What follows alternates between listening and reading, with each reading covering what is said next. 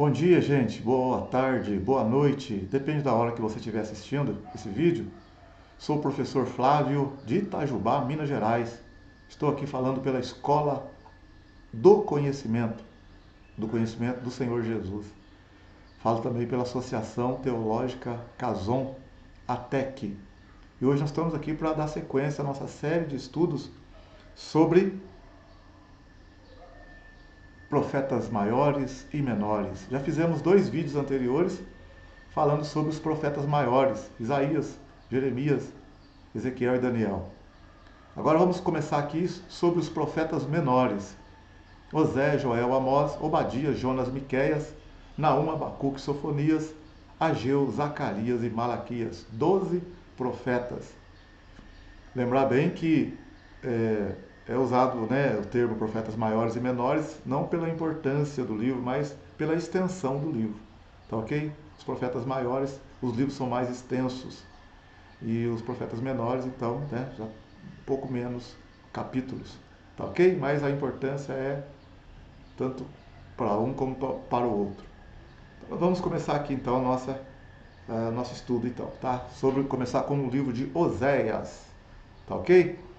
Então acompanha a gente na nossa apostila, tudo resumido, um estudo bem simples mesmo, resumidinho, básico, para dar uma noção de quando esses profetas profetizaram, em que reino, ou qual rei, ou reis que estavam no contexto histórico no qual o profeta insere a sua palavra, a sua profecia. Então é muito importante você saber quando que Oséias profetizou.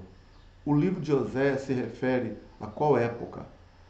O livro de Joel se refere a qual época? O livro de Amós se refere a qual época? Então, é interessante. Quando você lê o livro, aí você vai posicionar mentalmente, geograficamente, historicamente. Você vai saber por que ele está falando aquilo. Qual o contexto histórico? Debaixo de qual rei? Quais reis que estão por ali? Qual a situação social, no caso de Israel, dos judeus, das nações ali? O que está acontecendo em Israel ou em Judá para que o profeta esteja, né, falando do jeito que ele está falando? Então você vai saber o local, porque às vezes a pessoa lê, por exemplo, o livro de Oséias, de Joel, de Amós, Obadias, ou qualquer livro profético, e lê assim aleatoriamente, acha legal, bonito, mas não sabe aonde está encaixando aquilo. Então é importante, tá entendendo? Então, por exemplo, você pega o livro dos Salmos, por exemplo, o livro dos Salmos. Espera aí, você vê lá, Davi escreveu Salmos, vários Salmos. Então, espera aí, Davi viveu em que época? Então você coloca, peraí, Davi foi rei depois de Saul. Então, dentro daquele contexto de vida de Davi é que ele então compôs os salmos. Está entendendo? Você se posiciona, você sabe a que se refere, quando, para não ficar uma coisa jogada. Ah, o livro de Malaquias, quando? Ah, o livro de Zacarias, quando? Está entendendo? É muito, muito legal isso, muito interessante saber. Ao livro de Josué, quando? Ah, tá, Josué, a história é depois de Moisés. Então a gente fica perdido. Você entendeu? Você pega a Bíblia, ela não está em ordem cronológica, está em ordem por assuntos, e a gente fica perdido. Tem seus motivos, seu motivo dela está escrita, está formatado do jeito que está, né? Primeiro os 5 livros da lei, depois os históricos, poéticos, o livro dos profetas maiores e dos profetas menores. Então o Antigo Testamento é classificado assim, em livros da lei, ou Pentateuco, que é o Gênesis, Êxodo, Levítico, Número e Deuteronômio. Depois os livros históricos, quanto à narrativa histórica, que vai de Josué a Esther. Josué, Juízes, Ruth, 1 Samuel, 2 Samuel, 1 Reis, 2 Reis, 1 Crônicas, 2 Crônicas, Esdras, Neemias, Esther. Lembrar que o livro de Esther, cronologicamente falando, ele é antes do Neemias. Ele está ali, na verdade, os acontecimentos do livro de Esther se dão na época do capítulo 5 e 6, do capítulo 6 e 7 de Esdras, tá? Dentro do livro de Esdras. E o último livro histórico do Antigo Testamento é Neemias. Então Neemias encerra a história do Antigo Testamento. E Malaquias encerra também a profecia do Antigo Testamento. Então, Neemias e Malaquias praticamente são contemporâneos. Praticamente. O último livro histórico é Neemias e o último livro profético é Malaquias. Depois de Malaquias até Mateus, até João Batista, tem em torno de 400 a 400 e poucos anos que é chamado período interbíblico. É nesse período que acontece a revolta dos Macabeus, o domínio do Império Grego sobre os Medos Persas. Falando na ordem, vamos falar na ordem. Primeiro, o período depois de Neemias é o período do Império Medo-Persa, depois do Império Grego, tá? A revolta dos Macabeus, Império Romano, aí nascimento de Cristo, né? Vindo de João Batista e nascimento de Cristo. Então nessa ordem, tá ok? Para você ter uma posição, você saber, peraí, como que é isso? Tá? Então os livros proféticos também, tanto profetas maiores como menores, Isaías, Jeremias, Lamentações, Ezequiel, Daniel, eles estão em qual contexto histórico? No caso aqui, Isaías, Jeremias, Lamentações, Ezequiel e Daniel, nós já explicamos em 2 vídeos anteriores. Então hoje nós vamos começar com os profetas menores. Oséias, vamos começar por Oséias, ok? Vou mostrar aqui o mapa para você lembrar também que Saul, Davi e Salomão, eles reinaram sobre todo o Israel, as 12 tribos unidas. Depois houve a separação do reino, a divisão do reino. 10 tribos ficaram ao norte e 2 tribos ficaram ao sul. Então o reino foi dividido. Não pode esquecer desse detalhe, tá? O reino agora vai ser reinado por as 10 tribos ao norte por um rei e 2 tribos ao sul por um outro rei. E elas vão ter vidas, os 2 reinos, vidas independentes. Às vezes a Bíblia vai contar a história de Israel no reino do norte, capital Samaria, e às vezes em Judá, em Jerusalém, capital Jerusalém. Então tem que ficar atento, né? No tempo do rei Jeroboão reinou em Judá o rei tal. Nós temos que prestar atenção. Jeroboão se refere a Israel, reino do norte. No sul, tá, é o rei filho de Roboão. Tá bom. Então você tem que prestar atenção, que o reino está dividido, tá bom? Então, hoje nós vamos começar aqui então no Oséias. Vou mostrar para você quando que Oséias profetiza. Então nós temos aqui, o reino, né, debaixo de Saul, Davi e Salomão, o reino estava unido, todo Israel e Judá era um só. Agora, depois de Salomão, o reino foi dividido, ficaram 10 tribos ao norte, reinadas pelo primeiro rei Jeroboão, e 2 tribos ao sul, o primeiro rei foi Roboão. Então, Israel no norte, as 10 tribos, começou desde Jeroboão e foi até o rei Oséias. Depois eles foram invadidos pela Assíria e foram deportados para a Síria. E outros povos vieram morar no território aqui das 10 tribos. Elas foram dispersas pelo mundo. Tudo isso por causa do pecado, né? Principalmente de idolatria, adultério espiritual. O reino do sul, Judá e Benjamim, no caso aqui Judá, capital Jerusalém, começou com o rei Roboão e foi um pouco mais longe do que o Israel, o reino do norte. Foi até o rei Zedequias. E depois o Império Babilônico vem, invade o reino do sul, destrói Jerusalém, destrói o templo e leva os judeus para a Babilônia. Deixou apenas os pobres e os idosos em Jerusalém. Então aqui eles vão ficar 70 anos na Babilônia. Depois de 70 anos vai ter o retorno, né, de Zorobabel, Esdras, Neemias para reconstruir a cidade. Então nós vamos falar aqui de Oséias. Olha bem, Oséias, olha o profeta Oséias, onde ele vai estar profetizando, claro, para o reino do norte e para o reino do sul, mas principalmente para o reino do norte. Olha a posição dele, ele vai ser o último livro profético do reino do norte, o último profeta do reino do norte. Então vamos ver as profecias dele, a vida de Oséias, o livro de Oséias.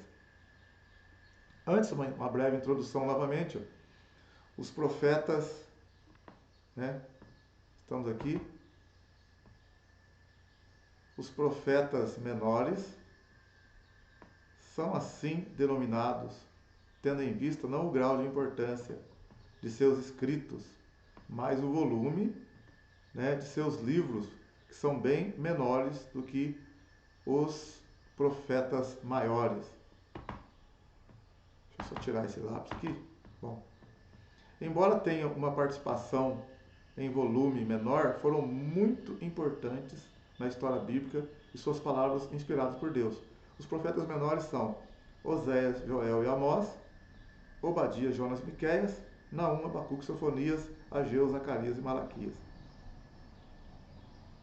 Livro do profeta Oséias. Autor Oséias, do hebraico, significa salvação. Data provável do livro, o livro escrito 793 a 753 a.C. Qual o tema central? O adultério espiritual do povo de Deus, do povo de Israel. Contexto histórico. Osés profetizou nos dias dos reis de Judá, Uzias, Jotão, Acás e Ezequias, e também nos dias de Jeroboão II, reis de Israel. Ele foi contemporâneo dos profetas Amós, Isaías e Miqueias. Então, por que ele é contemporâneo? Vamos ver lá, Amós capítulo 1. Vamos aqui primeiro, né, Oséias. Então esse é o livro que nós vamos estudar aqui, ó. Oséias. Olha aí, Oséias.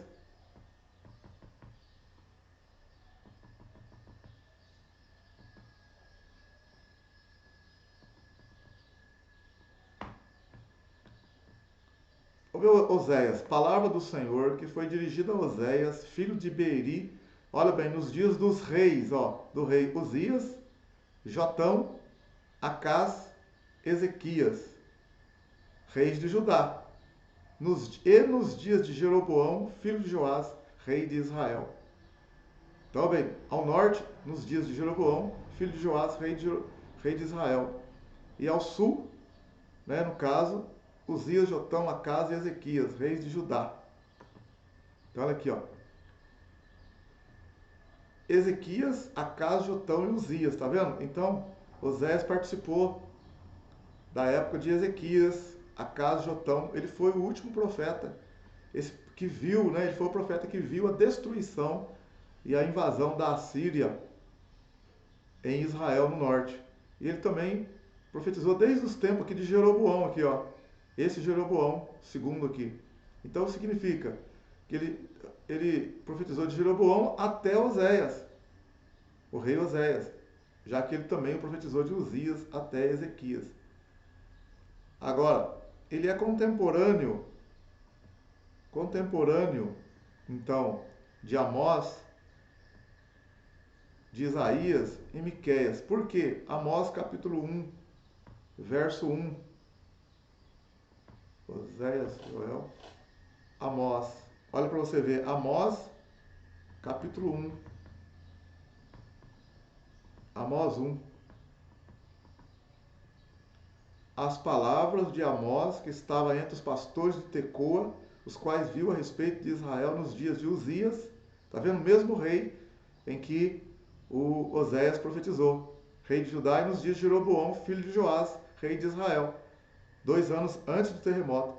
Então, Amós também profetizou na época dos mesmos reis nos quais profetizou o Oséias.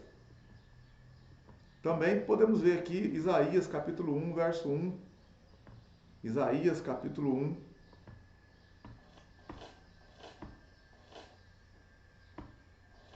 Olha aí, ó. Isaías capítulo 1. Em que época que Isaías profetizou? Olha aí, ó. Visão de Isaías, filho de Amós, que ele teve a respeito de Judá e Jerusalém, nos dias de Uzias, Jotão, Acás, Ezequias, reis de Judá. Está vendo? Os mesmos reis que Oséias profetizou durante o reinado desses reis. Ó. O mesmo Isaías profetizou e também Oséias profetizou nessa época. Miqueias, capítulo 1, verso 1. Vamos ver Miqueias. Miqueias, Oséias, Joel, Amós, Obadias, Jonas, Miqueias. Miqueias, palavra do Senhor que veio a Miqueias, morastita, nos dias de Jotão, Acás e Ezequias, reis de Judá, a qual ele viu sobre Samaria e Jerusalém. Então tá vendo? O Miqueias também profetizou nos dias de Jotão, Acás, Ezequias, reis de Judá.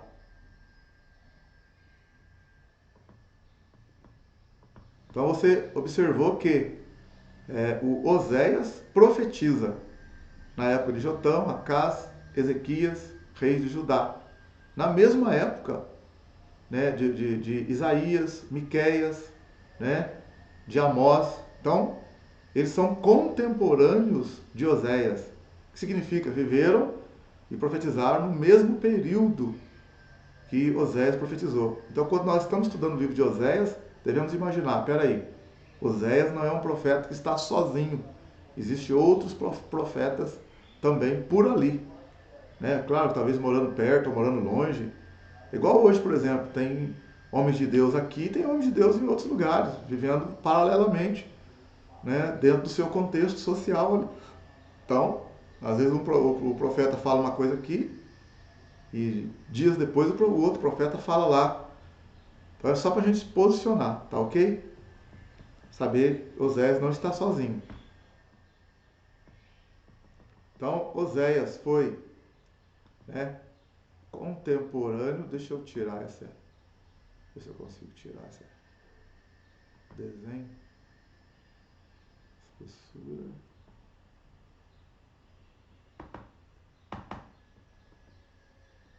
Deixa eu ver aqui.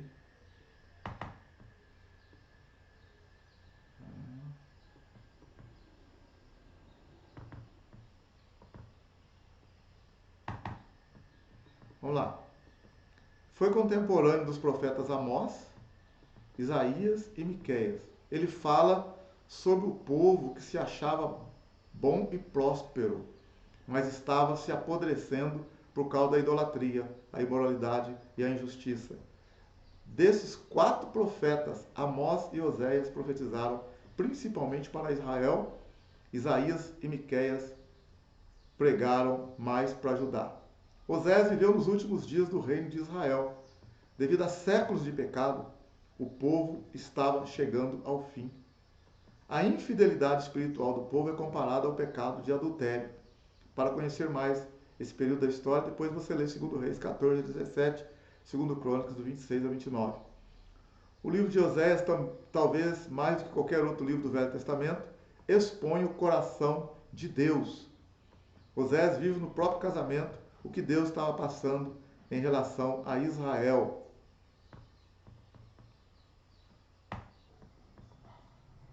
Interessante o livro de Oséias, porque o livro de Oséias vai mostrar o coração, um pouquinho, né, do coração de Deus.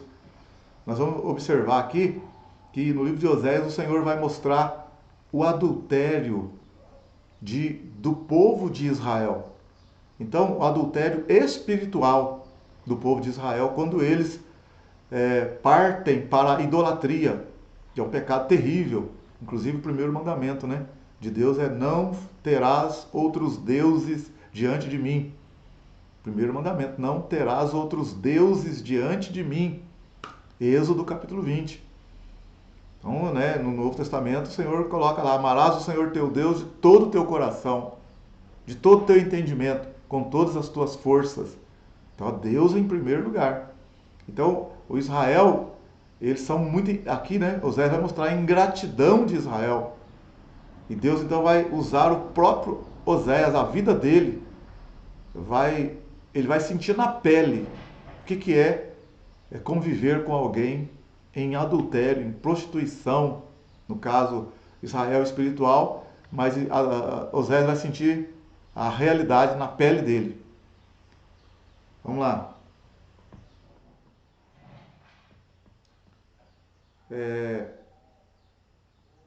Os primeiros 3 capítulos descrevem a vida de Oséias.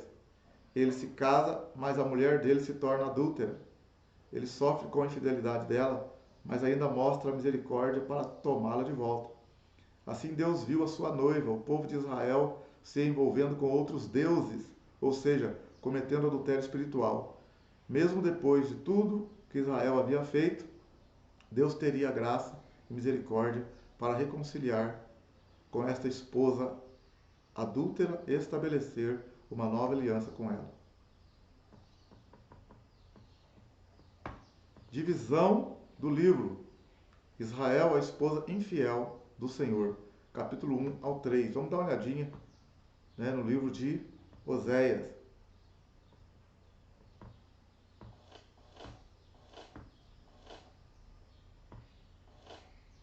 Oséias,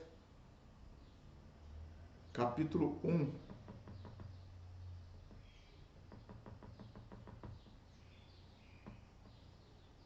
Oséias, capítulo 1. Palavra do Senhor que foi dirigida a Oséias, filho de Beeri, nos dias de Uzias, Jotão, Acás, Ezequias, reis de Judá, e nos dias de Jeroboão, filho de Joás, rei de Israel. O princípio da palavra do Senhor por meio de Oséias. Disse, pois, o Senhor a Oséias: vai, toma uma mulher de prostituições e filhos de prostituição, porque a terra certamente se prostitui, desviando-se do Senhor. Foi, pois, e tomou a Gomer, filha de Diblaim, e ela concebeu e lhe deu um filho. E disse-lhe o Senhor: põe-lhe o nome de Jezreel, porque daqui a pouco visitarei o sangue de Jezreel sobre a casa de Jeú, e farei cessar o reino da casa de Israel. Naquele dia quebrarei o arco de Israel no vale de Jezreel. E tornou ela a conceber, e deu à luz a uma filha. E Deus disse: põe-lhe o nome de Loruama, porque eu não tornarei mais a compadecer-me da casa de Israel, mas tudo lhe tirarei. Mas da casa de Judá me compadecerei, e o salvarei pelo Senhor seu Deus, pois não o salvarei pelo arco, nem pela espada, nem pela guerra, nem pelos cavalos, nem pelos cavaleiros. E depois de haver desmamado a Loruama, concebeu e deu à luz a um filho. E Deus disse: põe-lhe o nome de Loami, porque vós não sois meu povo, nem eu serei vosso Deus. Todavia o número dos filhos de Israel será como a areia do mar, que não pode medir-se nem contar-se. E acontecerá que no lugar onde se lhes dizia: vós não sois meu povo, se lhes dirá: vós sois filhos do Deus vivo. E os filhos de Judá e os filhos de Israel juntos se congregarão e constituirão sobre si uma só cabeça, e subirão da terra, porque grande será o dia de Jezreel. Então nós temos aqui, né, vamos olhar aqui, já que a gente volta ali.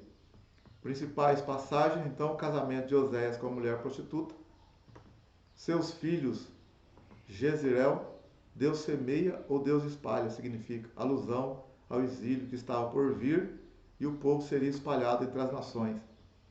O nome da menina, Loruama, desfavorecida ou não amada, e Lo-Rami, não meu povo.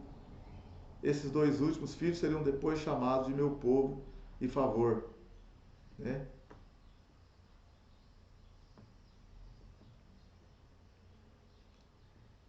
Vamos voltar aqui para a gente entender um pouco da palavra do Senhor. Deus então falou para ele tomar uma mulher de prostituição e ter filhos com ela. E ele faz a comparação, ó, porque a terra certamente se prostitui, desviando-se do Senhor. E ele foi então e tomou a Gomer, filha de Diblaim, e ela concebeu e deu-lhe um filho. E o Senhor diz: põe o nome de Jezreel, porque daqui a pouco visitarei o sangue de Jezreel sobre a casa de Jeú. Deus falando que vai cobrar de Jeú as pessoas que ele matou, que não eram para matar, que eram pessoas inocentes. Então, Deus ia também trazer a consequência sobre a descendência de Jeú, que não se arrependeram por ter matado pessoas que não eram para ser mortas. Depois, ele falou, tornou ela a conceber e deu à luz a uma filha, e Deus põe o nome de Loruama. Depois, também, ele fala que não tornarei a compadecer-me da casa de Israel. Israel seria levado cativo para a Síria. tudo lhe tirarei. Mas Deus permitiu que Judá, os judeus, sobrevivessem ainda um pouco, porque os reis de Judá eram bons reis. Então nós vemos aqui Deus trazendo uma mensagem, usando pessoas, mas tem que ter um entendimento do que Deus está querendo dizer. Então ele fala sobre o Jeú, que havia matado algumas pessoas que não eram para matar, e Deus fala que ia cobrar isso, né, a consequência dessa fatalidade. Depois ele fala também aqui de Israel, que ia perder tudo, e realmente o último rei, Oséias, foi um péssimo rei no Reino do Norte. Não só ele, todos os reis no norte foram péssimos reis, desde Jeroboão até Oséias. Mesmo os profetas falando, madrugando e falando, eles não se arrependeram do pecado, principalmente o pecado de idolatria. Jeroboão, o primeiro rei do Reino do Norte, colocou ali um bezerro, né, em Betel e um bezerro em Dan, no norte, para que os israelitas não subissem a Jerusalém para adorar o Senhor no templo. Então ele segurou ali. É claro que alguns vieram a Jerusalém, os levitas vieram, e aqueles que se dispuseram o coração abandonaram Jeroboão. Mas a maioria ficou lá no norte, com as 10 tribos, e eles praticaram o pecado de idolatria terrivelmente durante muitos anos. E mesmo Deus levantando profetas, né, Elias, Eliseu, vários homens de Deus ali, eles não se arrependeram. E aqui Osés, então, está trazendo uma palavra profética, dizendo que Deus falando para ele casar com a mulher adúltera, né, uma mulher de prostituição, ter filhos com ela. E Deus coloca pede para ele colocar nome nos filhos, significando, né, o que Deus está sentindo, o que Deus vai fazer. O nome dos filhos representando algo, né, algo forte que Deus pretende fazer, ou que o significado da situação de Israel à vista de Deus. Deus vai mostrar também, né, que, vamos ler aqui agora, que ela, casada, né, o Osés pega a mulher, casa com ela, tem filhos com ela, mas ela vai se desviar dos caminhos do Senhor. Ela vai se afastar e Osés vai atrás novamente para trazê-la de volta. Deus está querendo dizer para Israel, por meio de Oséias, que vocês estão na idolatria, mas se vocês venham, volte para mim que eu estou disposto a aceitar a reconciliação e o arrependimento.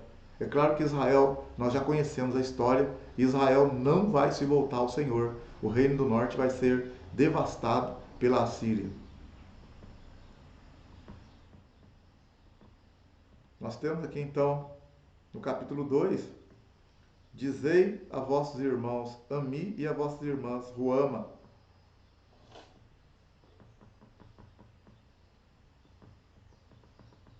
Contendei com vossa mãe, contendei porque ela não é minha mulher, e eu não sou seu marido, e desvie ela as suas prostituições da sua vista e os seus adultérios de entre os seus seios, para que eu não a despoje, ficando ela nua, e a ponha como no dia em que nasceu, e a faça como no deserto, e a torne como uma terra seca, e a mate a sede. E não me compadeça de seus filhos, porque são filhos de prostituição, porque sua mãe se prostituiu, aquela que os concebeu ouve-se torpemente, porque diz: irei atrás de meus amantes, que me dão o meu pão, e a minha água, a minha lã e o meu linho, o meu óleo e as minhas bebidas. Portanto, eis que cercarei o teu caminho com espinhos, levantarei um muro de sebe, para que ela não ache as suas veredas. Ela irá atrás de seus amantes, mas não os alcançará, e buscá-lo-ás, mas não os acharás. Então dirás: ir-me-ei, tornar-me-ei a meu primeiro marido, porque melhor me ia então do que agora. Ela, pois, não reconhece que eu lhe dei o grão e o mosto e o azeite, e que lhe multipliquei a prata e o ouro que eles usaram para Baal. Portanto, tornarei a tirar o meu grão a seu tempo e o meu mosto no seu tempo determinado, e arrebatarei a minha lã e o meu linho com que cobriam a sua nudez. E agora descobrirei a sua vileza diante dos olhos de seus amantes, e ninguém a livrará da minha mão. E farei cessar todo o seu gozo, as suas festas, as suas luas novas, os seus sábados e todas as suas festividades. Devastarei a sua vide e a sua figueira, de que ela diz: é esta minha paga que me deram os meus amantes. Eu, pois, farei delas um bosque, e as feras do campo as devorarão. Castigá-la-ei pelos dias dos Baalins nos quais lhes queimou incenso e se adornou dos seus pendentes e das suas joias e andou atrás de seus amantes, mas de mim se esqueceu, diz o Senhor. Portanto, eis que eu a atrairei e a levarei para o deserto e lhe falarei ao coração. E lhe darei as suas vinhas dali e o vale de Acor por porto de esperança, e ali cantará como nos dias da sua mocidade, como no dia em que subiu da terra do Egito. Naquele dia, diz o Senhor, tu me chamarás meu marido, e não mais me chamarás meu Senhor. E da sua boca tirarei os nomes dos Baalins, e não mais se lembrará desses nomes. E naquele dia farei por eles aliança com as feras do campo, e com as aves do céu, e com os répteis da terra. E da terra quebrarei o arco e da espada e a guerra, e os farei deitar em segurança. Desposar-te-ei comigo, desposar-te-ei comigo para sempre. Desposar-te-ei comigo em justiça e em juízo, e em benignidade e em misericórdia. Desposar-te-ei comigo em fidelidade, e conhecerás ao Senhor. E aconteceu naquele dia que eu atenderei, diz o Senhor, atenderei aos céus, e estes atenderão à terra. E a terra atenderá ao trigo, e ao mosto, e ao azeite, e esses atenderão a Jezreel. E semeá-la-ei para mim na terra, e compadecer-me-ei dela, que não obteve misericórdia. E eu direi, aquele que não era meu povo, tu és meu povo. E ele dirá, tu és meu Deus. Então Deus aqui mostrando a ingratidão, ele começa mostrando a ingratidão, a infidelidade de Israel. Israel foi ingrata. Deus cuidou de Israel como um homem cuida de uma criança e cresce e veste ela, adorna ela, mas ela vira as costas e vai buscar os seus amantes. Deus diz que cercaria o caminho dela e os próprios amantes iam judiar dela, ia aborrecê-la e ela não vai encontrar ali favor com seus amantes. E o que aconteceu com Israel? Se prostituiu espiritualmente, saindo da presença do Senhor. Mas os próprios reis de outras nações judiaram de Israel, colocando um fardo pesado, trazendo impostos terríveis, oprimindo o povo de Israel. E Deus então está dizendo, eu vou levar Israel para o deserto. Vou atrair Israel para o deserto. E ali vou falar ao seu coração. O que Deus está dizendo com isso? Que muitas das vezes nós nos desviamos do caminho do Senhor, somos ingratos ao Senhor, né? Depois de tudo que Ele fez, que Ele faz por nós, nós viramos as costas e vamos para o mundo e adulteramos espiritualmente, nos envolvendo com ídolos, com deuses do mundo. E de repente, esses mesmos deuses, esse mesmo mundo que inicialmente nos acolhe, né? Com, entre aspas, com carinho e amor, é o mesmo mundo que vai arrebentar com a nossa vida, levar a gente para a desgraça, levar a gente para a podridão, levar a gente para ficar caído, arrebentado. Então Deus permite tudo isso também para nos atrair a Ele. Nós vamos entrar, a gente é enganado nos nossos próprios deleites e vamos, na verdade, não para o prazer verdadeiro, vamos para o deserto. Mas no deserto, o Senhor vai falar aos nossos corações, como Ele disse que falaria com Israel, e Israel ia reconhecer que Ele é o Senhor e ia chamá-lo de meu marido, não ia chamá-lo mais de meu mestre, como simplesmente seguir por obrigação, obedecer por obrigação, mas de meu marido, meu querido, né? Meu esposo.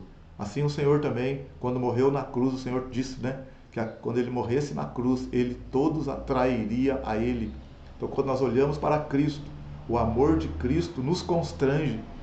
E nós que às vezes ficamos paquerando com o mundo, quando olhamos para a morte de Cristo, para tudo que Cristo fez por nós, nós nos voltamos para Ele, porque o amor de Cristo nos constrange. Então é isso que Deus está mostrando aqui no livro de Oséias, mostrando a ingratidão, a infidelidade do povo de Israel. E Oséias vai sentir na pele isso, vai casar com a mulher que vai adulterar com ele. Vamos seguir aqui no nosso estudo, aqui, ver o que acontece.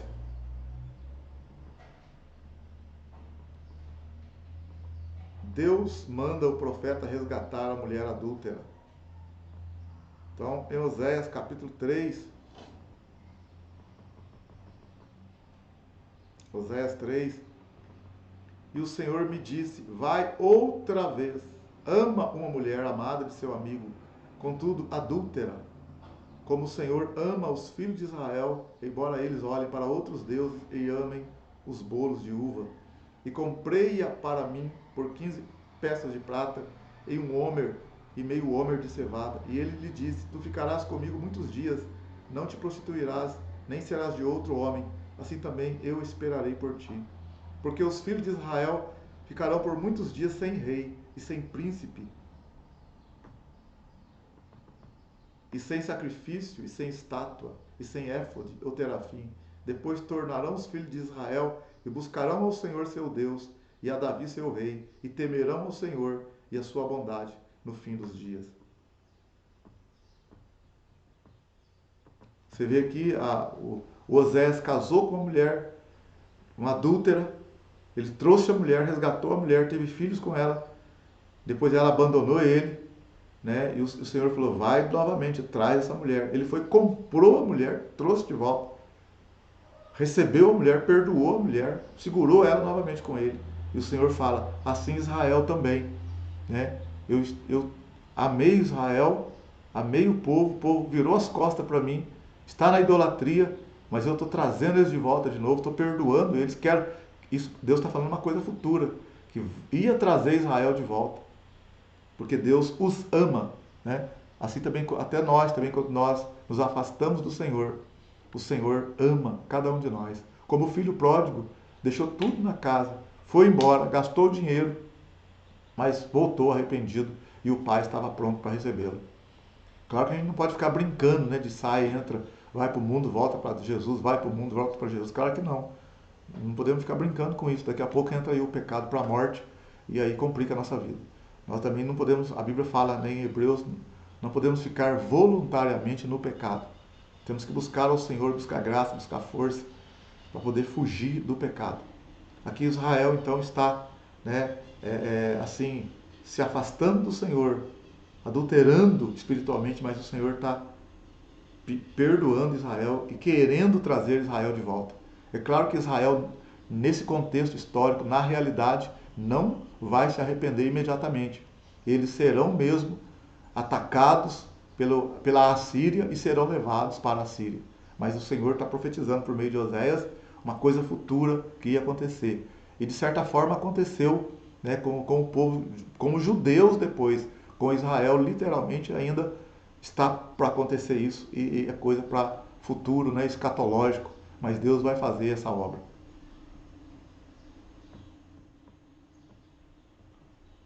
Motivo, também Deus vai mostrar o motivo da destruição de Israel, né? Por que Israel se afastou do Senhor? Oséias capítulo 4. Ouvi a palavra do Senhor, vós filhos de Israel, porque o Senhor tem uma contenda com os habitantes da terra, porque na terra não há verdade, nem benignidade, nem conhecimento de Deus. Só permanece o perjurar, o mentir, o matar, o furtar e o adulterar. Fazem violência, um ato sanguíneo segue imediatamente a outro. Por isso a terra se lamentará, e qualquer que morar nela desfalecerá com os animais do campo e com as aves do céu, e até os peixes do mar serão tirados. Todavia ninguém contenda, ninguém repreenda, porque o teu povo é como os que contendem com o sacerdote. Por isso tropeçarás de dia, e o profeta contigo tropeçará de noite, e destruirei a tua mãe. O meu povo foi destruído porque lhe faltou conhecimento, porque tu rejeitaste o conhecimento, também eu te rejeitarei, para que não sejas sacerdote diante de mim. E visto que te esqueceste da lei do teu Deus, também eu me esquecerei dos teus filhos. Como eles se multiplicam, assim pecaram contra mim, eu mudarei a sua honra em vergonha. Comem da oferta pelo pecado do meu povo e pela transgressão dele tem desejo ardente. Por isso, como é o povo, assim será o sacerdote, e castigá-lo-ei segundo seus caminhos, e dar-lhe-ei a recompensa das suas obras. Comerão, mas não se fartarão, entregar-se-ão à luxúria, mas não se multiplicarão, porque deixaram de atender ao Senhor. A luxúria e o vinho e o mosto tiram o coração. O meu povo consulta a sua madeira e a sua vara lhe responde, porque o espírito da luxúria os engana e prostituem-se, apartando-se da sujeição do seu Deus.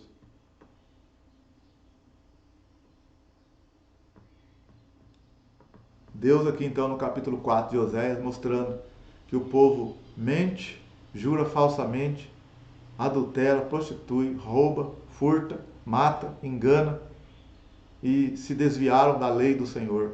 Aí ele fala em Oséias 4, 6 e 7, né? O meu povo está sendo destruído porque lhe falta conhecimento. E tu, sacerdote, não ensinou a lei, rejeitaste o conhecimento, também eu te rejeitarei. Então o Senhor aqui fala do líder, daquele que deveria estar ensinando corretamente o povo. Olha a responsabilidade do líder, daquele que está numa posição que deveria estar ensinando e ensinando corretamente o povo. Então, às vezes o líder é corrupto, às vezes o líder aceita suborno, o líder não vigia, não busca a presença do Senhor e a vontade do Senhor e quer agradar o povo e se envolve também em coisas erradas. Então, buscar a graça e misericórdia de Deus. Você que não é líder, perceber se o seu líder está fora da presença de Deus, chamá-lo com carinho, com amor, mas falar para o seu líder, será que o Senhor não está falando errado, ensinando errado? Isso, você não vai bater de frente com o líder, mas de repente vai falar de forma correta, porque a gente tem que respeitar a autoridade. Agora, você também não pode ficar debaixo de uma liderança que está no pecado, sem andando no pecado deliberadamente.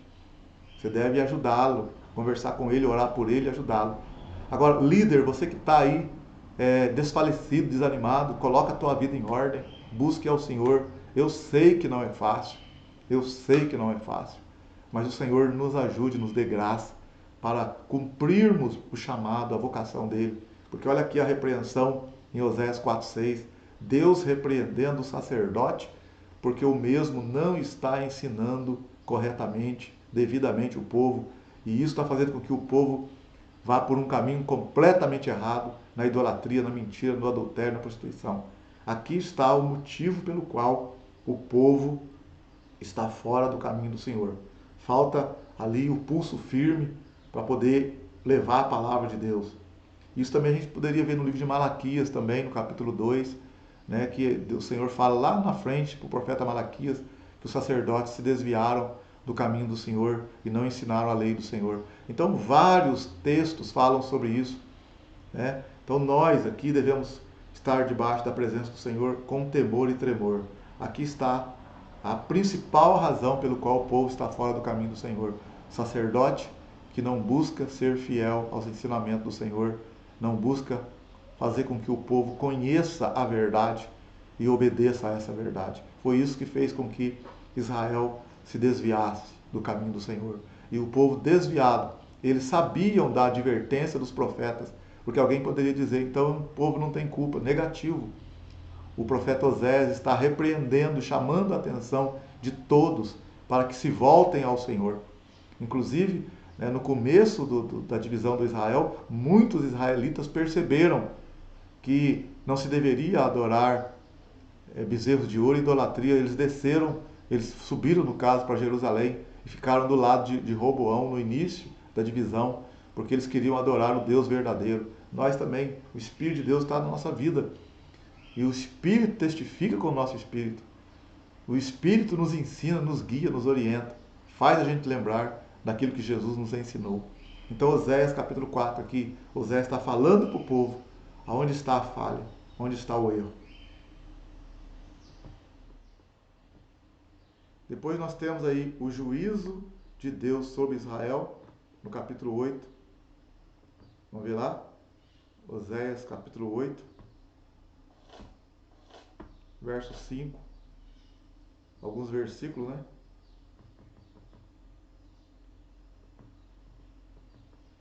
Vou ler do verso 1.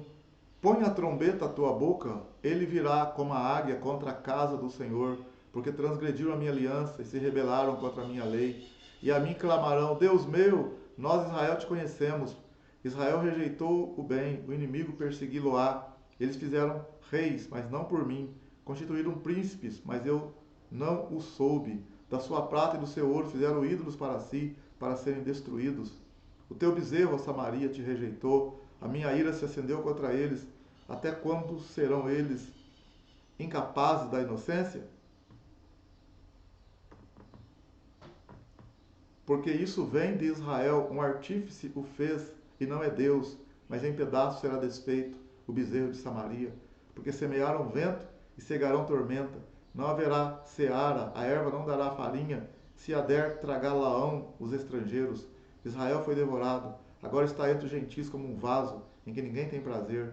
Porque subiram a Assíria como um jumento montês por si só, Efraim mercou amores.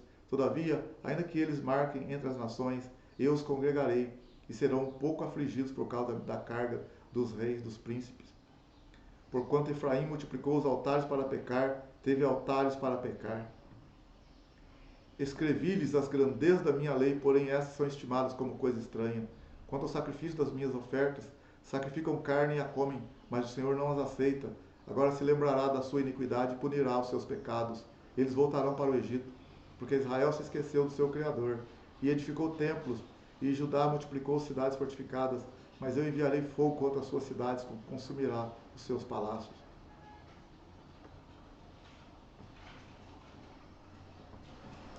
O Senhor mostrando aqui, né, a infidelidade de Israel, a prostituição de Israel, o adultério de Israel, mais uma vez. Israel, os bezerros que Israel fez, a idolatria de Israel, que agora estão se voltando contra. E Deus falando aqui que Israel, de fato, vai para o Egito, aqui entre aspas, né, vai para o mundo, vai para a Síria. Israel realmente vai sofrer ali o ataque da Síria e vai ser deportado para a Síria. Depois nós temos também promessas de restauração e perdão. E no capítulo 14, nós temos promessas de restauração. Converte-te, ó Israel, ao Senhor teu Deus, porque pelos teus pecados tens caído. Tomai convosco palavras e convertei-vos ao Senhor, e dizei-lhe: tira toda a iniquidade e aceita o que é bom, e ofereceremos como novilho o sacrifício dos nossos lábios. Não nos salvará a Síria, não iremos montados em cavalos, e a obra das nossas mãos já não diremos mais: tu és o nosso Deus, porque por ti o órfão alcança misericórdia. Eu sararei a sua infidelidade, eu voluntariamente os amarei, porque a minha ira se apartou deles. Eu serei para Israel como orvalho, ele florescerá como lírio e lançará suas raízes como Líbano. Estender-se-ão os seus galhos, e a sua glória será como a da oliveira, e a sua fragrância como a do Líbano.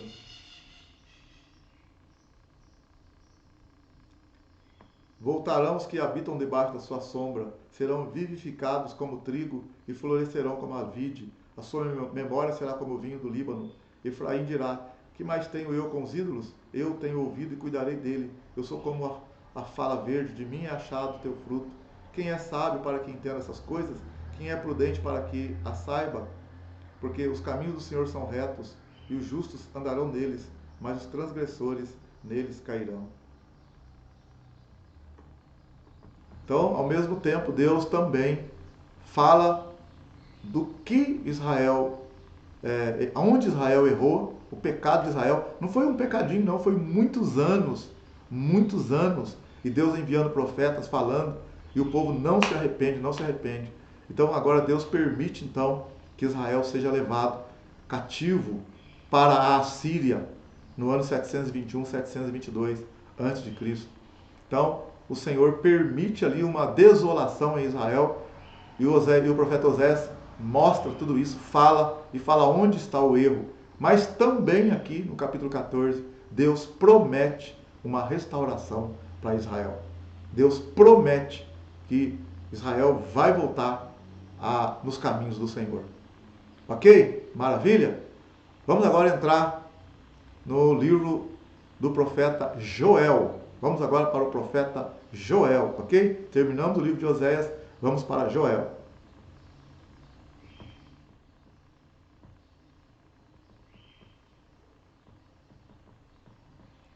Livro do profeta Joel. Autor Joel, do hebraico, significa o Senhor é Deus. escrito por volta de 400 a.C. Escrito, né? Mas Osés viveu bem antes, viu? Osés viveu bem antes. Aliás, desculpa. O Joel viveu bem antes desse período. Esse livro não faz alusão a nenhum rei, nem ao exílio. Então vamos aqui, ó. Esse livro não faz alusão a nenhum rei, nem ao exílio. Tema central, a mensagem do livro é o julgamento de Deus. Fará contra os inimigos de Israel e de uma perspectiva escatológica, a vitória final do povo de Deus. Contexto do livro, segundo estudo, o profeta Joel, quando jovem, conheceu o profeta Eliseu e provavelmente Elias. Era de Judá e ministrava provavelmente no reino de Joás. Joel é também considerado o profeta do avivamento por textos que fazem referência à descida do Espírito Santo narrada em Atos dos Apóstolos. Não é mencionado nenhum rei no livro do profeta Joel. Vamos olhar aqui, o profeta Joel, olha aqui, ó, provavelmente aqui no ano 820, antes dos anos 700, né? Aliás, antes dos anos 800, provavelmente na época do Joás, do rei Joás, mas não menciona rei. E ele também contemporâneo de Eliseu e de Elias, segundo alguns estudiosos. Então, o livro de Joel não cita nome de rei, mas segundo estudiosos, teólogos, ele provavelmente viveu na época do rei Joás, no contemporâneo de Eliseu e Elias. Provavelmente, tá? Viveu aí nos anos 820, por aí, antes de Cristo. Tá ok? E ele vai falar também, né, uma coisa singular, né, no livro de Joel, ele vai também trazer a palavra profética sobre a descida do Espírito Santo. Ele vai falar de dias futuros, de coisas futuras ainda relacionadas a Israel. E você vê que o livro de Joel, ele é mencionado no livro de Atos, no capítulo 2, por Pedro.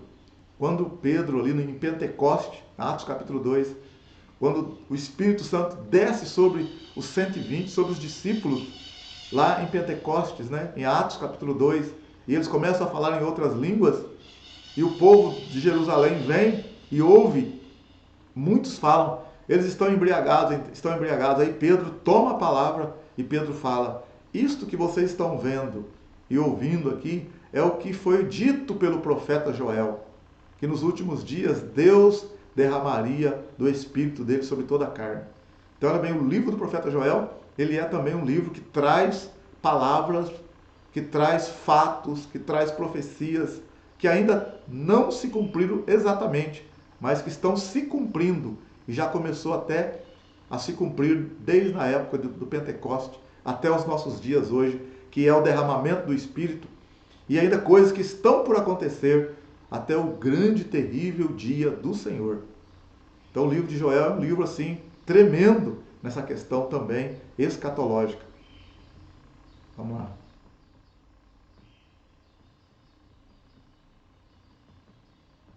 Divisão do livro. Divisão do livro. Podemos dividir o livro em duas partes. Os dois primeiros capítulos narram uma terrível invasão de gafanhotos que devasta a plantação do país. Diante disso, Joel pede a participação de todos, profetas, sacerdotes e povo, numa grande manifestação de arrependimento e jejum, para suplicar a Deus que afaste a catástrofe. Deus mostra sua misericórdia e anuncia a libertação da praga e as bênçãos para uma nova plantação. Como o profeta compara esses gafanhotos a um exército, talvez se possa pensar que ele esteja falando de uma invasão inimiga de alguma nação vizinha. E o último capítulo descreve o julgamento de Deus sobre as nações.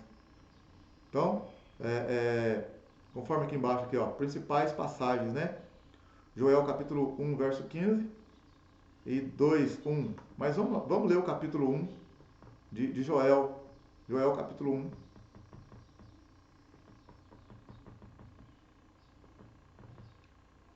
Joel, capítulo 1.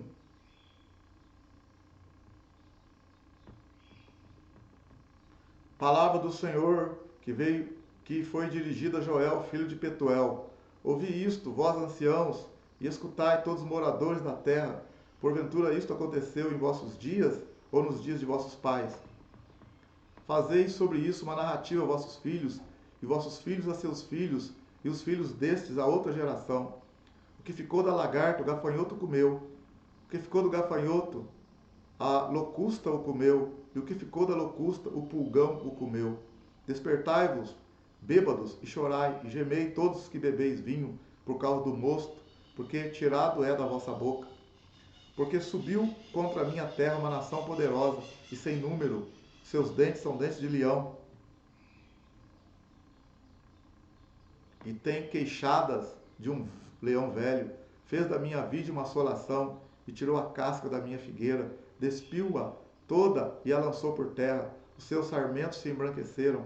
Lamenta como a virgem que está cingida de saco, pelo marido da sua mocidade. Foi cortada a oferta de alimentos e a libação da casa do Senhor. Os sacerdotes, ministros do Senhor, estão entristecidos. O campo está assolado e a terra triste, porque o trigo está destruído, o mosto se secou, o azeite acabou. Envergonhados, lavradores, gemei vinhateiros sobre o trigo e a cevada, porque a colheita do campo pereceu. A vinha se secou, a figueira se murchou, a romeira também, e a palmeira macieira, e todas as árvores do campo se secaram, e já não há alegria entre os filhos dos homens. Cingi-vos e lamentai-vos, sacerdotes, gemei, ministros do altar, entrai e passai a noite vestido de sacos, ministro do meu Deus, porque a oferta de alimentos e a libação foi cortada da casa de vosso Deus.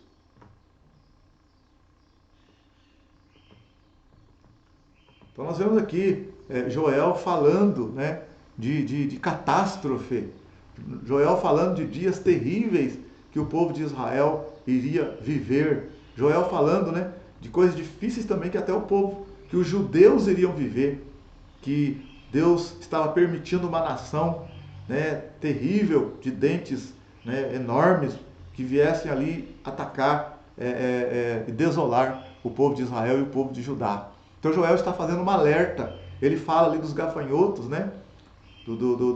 Dos 4 tipos de gafanhotos, da locusta, da lagarta, fala do pulgão. Na verdade, esses gafanhotos são literalmente, né, uma praga, é uma coisa ruim. A gente entende isso que é uma coisa ruim. Existe também uma possibilidade de ele estar falando de estágios de desolação. Ele pode também estar falando de 4 nações poderosas que virão ainda no futuro, no caso dele lá, que viria no futuro para destruir Israel no norte e depois também os judeus embaixo. Talvez estivesse falando da Assíria, da Babilônia, do Império Medo-Persa, do Império Grego, talvez até mesmo do Império Romano. Não sei. Isso também são linhas de pensamento, linhas da teologia que falam sobre isso. Mas uma coisa é certa, ele está falando de gafanhotos e gafanhotos que vêm. E ele mostra 4 fases, né? Ele fala de um primeiro que vem, corta, de um segundo que vem, já corta mais um pouco, de um terceiro que pula de galho em galho, e de um quarto tipo de gafanhoto que destrói tudo.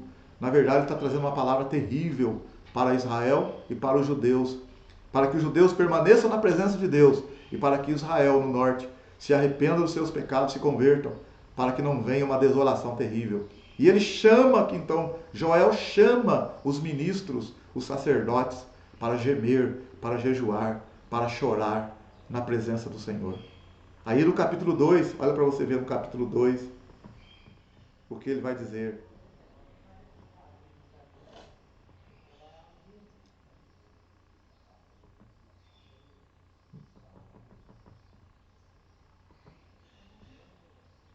No capítulo 2, aliás, voltando só ao capítulo, fala o capítulo 2 já. No capítulo 1 ele continua ainda: santificai o jejum, convocai uma assembléia solene, congregai os anciãos e todos os moradores desta terra na casa do Senhor vosso Deus, e clamai ao Senhor. Ai do dia, porque o dia do Senhor está perto, e virá como uma assolação do Todo-Poderoso. Porventura o mantimento não está cortado diante de nossos olhos, a alegria e o regozijo da casa de nosso Deus? As sementes apodreceram debaixo dos seus torrões, os celeiros foram assolados, os armazéns derrubados, porque se secou o trigo. Como geme o animal, as manadas de gado estão confusas, porque não tem pasto, também os rebanhos de ovelhas estão perecendo. A ti, ó Senhor, clamo, porque o fogo consumiu os pastos do deserto e a chama abrasou todas as árvores do campo. Também todos os animais do campo bramam a ti, porque as correntes de água se secaram e o fogo consumiu os pastos do deserto. Lá no capítulo 2, conforme eu falei, tocai a trombeta em Sião e clamai em alta voz no meu santo monte. Tremam todos os moradores da terra, porque o dia do Senhor vem, já está perto. Dia de trevas e de escuridão, dia de nuvens e densas trevas, como a alva espalhada sobre os montes. Povo grande e poderoso, qual nunca houve desde o tempo antigo, nem depois dele haverá pelos anos adiante, de geração em geração. Diante dele um fogo consome, e atrás dele uma chama abrasa. A terra diante dele é como o jardim do Éden, mas atrás dele um desolado deserto. Sim, nada lhe escapará. A sua aparência é como de cavalos, e como cavaleiros que correm. Como o estrondo de carros irão saltando sobre os cumes dos montes, como o ruído da chama de fogo, que consome a pragana, como um povo poderoso posto em ordem para o combate. Diante dele temerão os povos, todos os rostos se tornarão enebrecidos. Como valentes correrão, como homens de guerra subirão os muros e marcharão cada um no seu caminho, e não se desviará da sua fileira.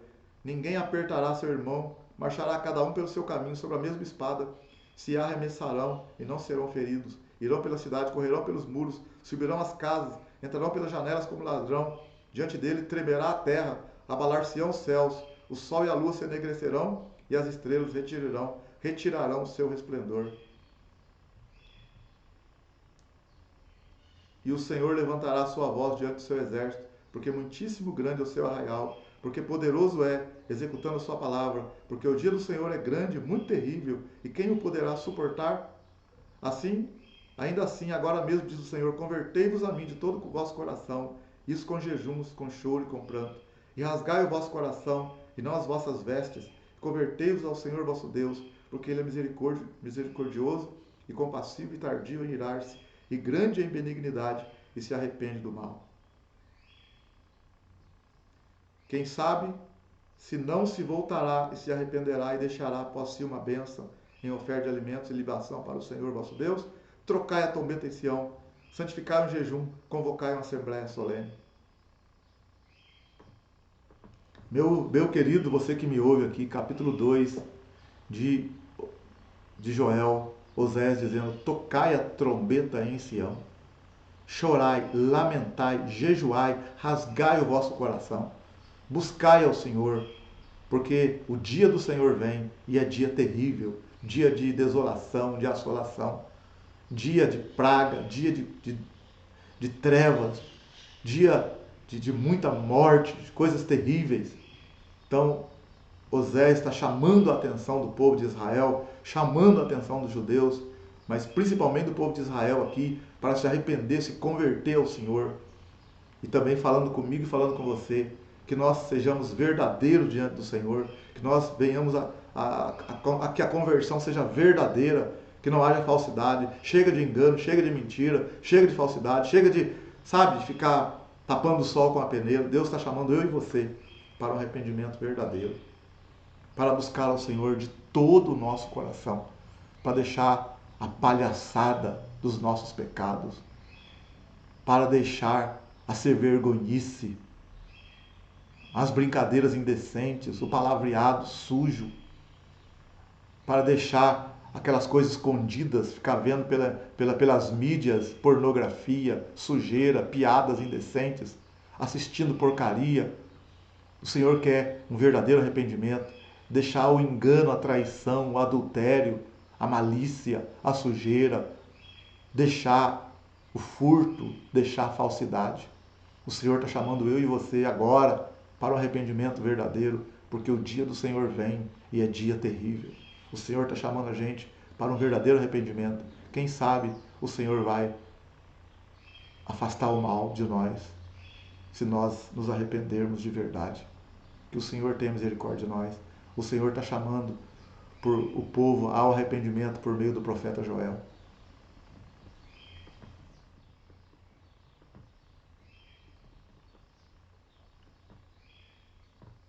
Então, quando o Senhor usa aqui, quando o Senhor está falando aqui, né, que o dia do Senhor, a origem do termo, o dia do Senhor, vem da palavra hebraica, significa descanso. Só que aqui, quero dizer para você, aqui não é descanso.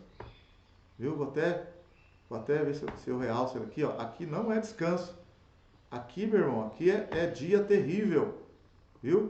Aqui é dia terrível. Olha aqui, ó. Aqui nesse caso não é descanso, é dia terrível. Viu? O dia do Senhor vem da palavra hebraica descanso, mas aqui não é descanso. Aqui é dia,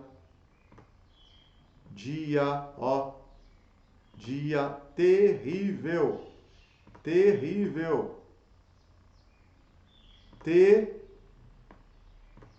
Ó, terrível.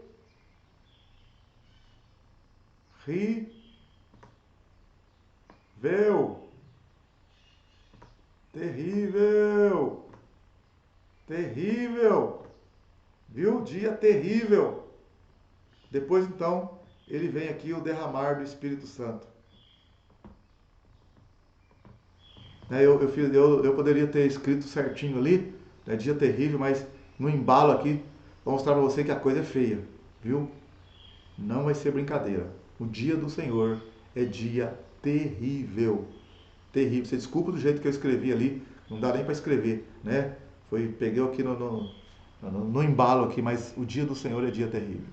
Não vai ser aqui, nesse momento aqui, não é dia de descanso, é dia terrível, dia de trevas. Você vê lá em Atos capítulo 2, que Pedro fala, é dia de escuridão, a lua se converterá em trevas, o dia será, na verdade, o dia do Senhor não é um dia de 24 horas, é um período que nós chamamos, na verdade, de tribulação. Nós chamamos isso de dias de grande tribulação na terra, de dias em que as pragas do Apocalipse, do capítulo 6 até o capítulo 18, vai cair sobre a terra, que os selos serão abertos, que as taças serão derramadas, que as trombetas serão tocadas. Esse é o grande e terrível dia do Senhor. Mas também aqui você vê que Deus é tão misericordioso que ele promete o derramar do Espírito Santo. Mas quero falar também para você que o derramar do Espírito Santo, olha aqui, ó, o derramar do Espírito Santo, né? O derramar do Espírito Santo. O derramar do Espírito Santo já começou em Atos capítulo 2. Nos últimos dias derramarei do meu Espírito, ali, Joel capítulo 2. Joel capítulo 2.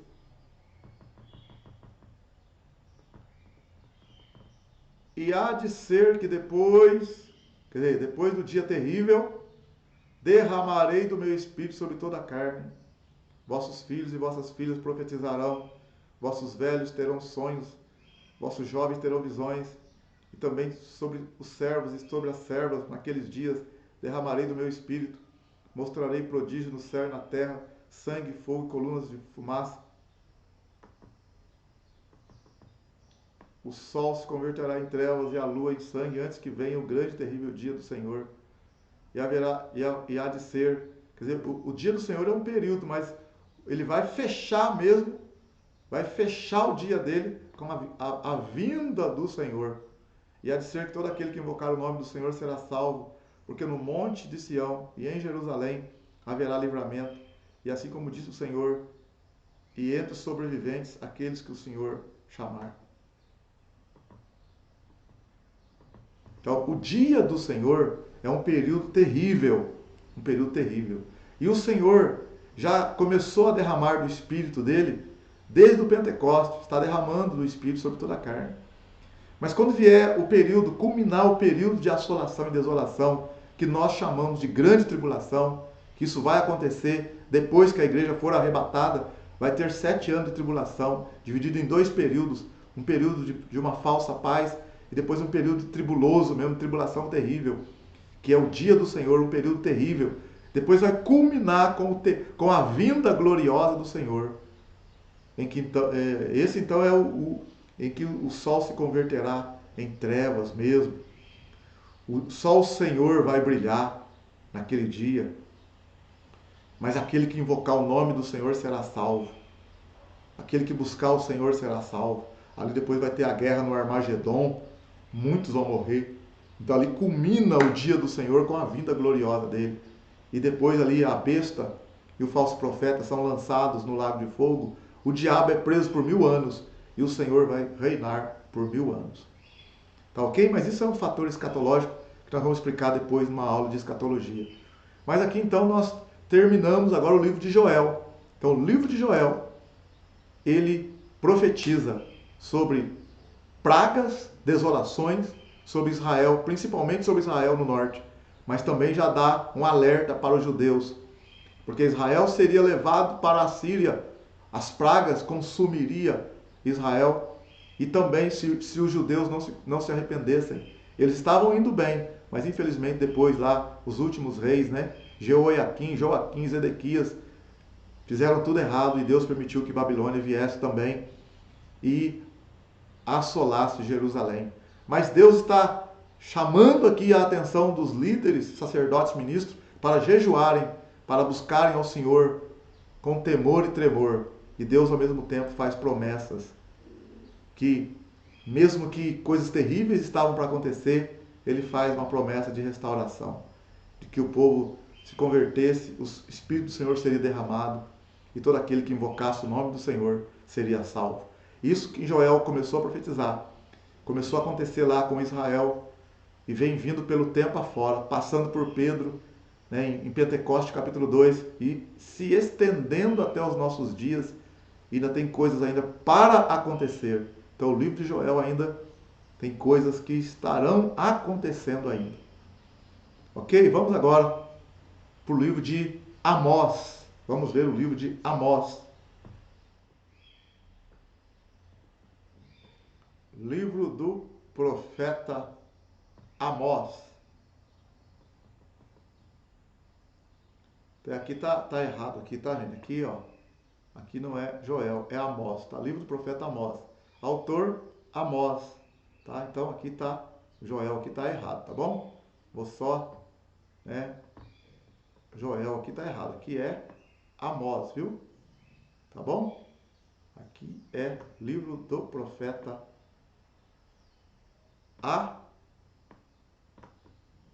Amós.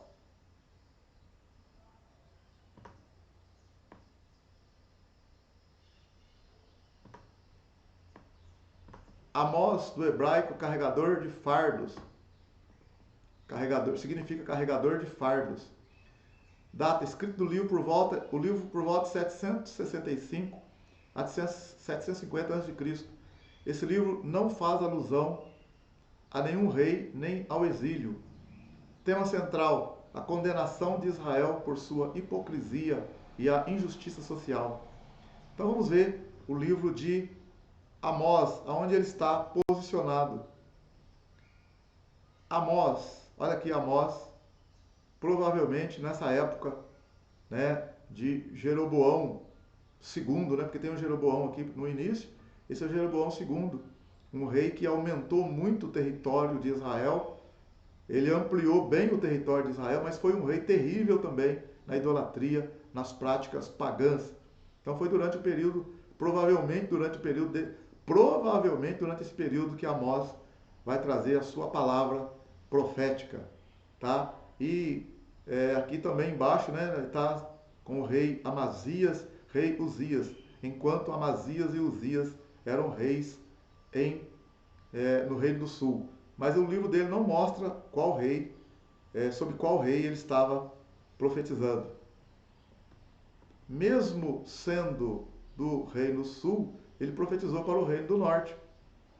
Amós 1:1. Vamos ver lá? Amós, capítulo 1.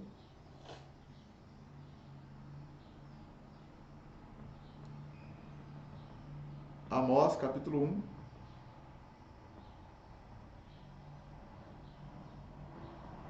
As palavras de Amós que estavam entre os pastores de Tecoa, os quais ele viu a respeito nos dias de Uzias, rei de Judá, nos dias de Jeroboão, filho de Joás, rei de Israel, 2 anos antes do terremoto. Então aqui está, no livro ele fala, né? Ele está nos dias de Uzias, rei de Judá, e nos dias de Jeroboão, né? É, o livro, então, aqui, gente, tá, essa parte aqui tá, temos que corrigir essa parte aqui. Vamos corrigir essa parte. O livro, vamos acertar isso aqui. Houve um erro aqui, vamos acertar. O livro, ele faz alusão ao rei, né? Ele não faz alusão a nenhum rei, nem ao exílio. Ele faz alusão ao rei, aos reis. Ele está fazendo alusão aqui aos reis.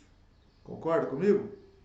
Ele está falando aqui, olha aqui, ó, as palavras de Amós que estavam entre os pastores de Tecoa, os quais viu a respeito de Israel nos dias de Uzias, rei de Judá, nos dias de Jeroboão, filho de Joás, rei de Israel, 2 anos antes do terremoto. Ele disse: o Senhor bramará de Sião e de Jerusalém fará ouvir a sua voz. Os prados dos pastores plantearão e secar-se-á o cume do Carmelo. Assim diz o Senhor: por 3 transgressões de Damasco e por 4 não retirarei o castigo, porque trilharam a Gileade com trilhos de ferro. Por isso porei fogo à casa de Azael, e ele consumirá os palácios de Ben-Hadad. Quebrarei o ferrolho de Damasco, exterminarei o morador do vale de Avém, ao que tem o cetro de Bet-Eden, e o povo da Síria, que será levado em cativo a Quir, diz o Senhor.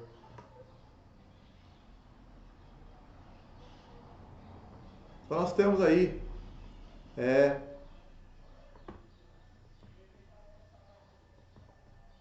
mesmo sendo do reino do sul, profetizou para o reino do norte, completando seu ministério uns 10 anos antes de Isaías começar a profetizar no reino do sul, Judá. Era de Tecoa, uma cidade que se situava a 8 quilômetros de Belém, de Judá. Seu livro foi escrito pouco antes do tempo em que as 10 tribos do norte foram levadas ao cativeiro. Profetizou nos dias de Uzias, reis de Judá, e Jeroboão II. Apesar de não ser educado para ser profeta, como ele disse, não ser profeta nem discípulo de profeta, mas boiadeiro e acolhedor de socorros, foi chamado por Deus para profetizar. Então nós vamos ver aqui, né? Amós capítulo 7, verso 14, o chamado dele. Amós capítulo 7, verso 14. Um pouquinho antes para a gente poder pegar o contexto, né? Um pouquinho antes. E o Senhor, Amós 7:8. E o Senhor me disse: que vês tu, Amós? E eu disse: um plumo. Então disse o Senhor: eis que eu porei o plumo no meio do meu povo Israel, nunca mais passarei por ele. Mas os altos de Isaac serão assolados e destruídos os santuários de Israel. Levantar-me-ei com a espada contra a casa de Jeroboão. Então Amazias, o sacerdote de Betel, mandou dizer a Jeroboão, rei de Israel: Amós tem conspirado contra ti no meio da casa de Israel. A terra não poderá sofrer todas as suas palavras, porque assim diz Amós: Jeroboão morrerá à espada, e Israel certamente será levado para fora da sua terra em cativeiro. Depois Amazias disse a Amós: Vai-te, ó vidente, foge para a terra de Judá, e ali come o pão e ali profetiza. Mas em Betel, daqui por diante, não profetizes mais, porque é o santuário do rei e a casa real. E respondeu Amós, dizendo a Amazias: Eu não sou profeta, nem filho de profeta, mas boiadeiro e cultivador de sicômoros.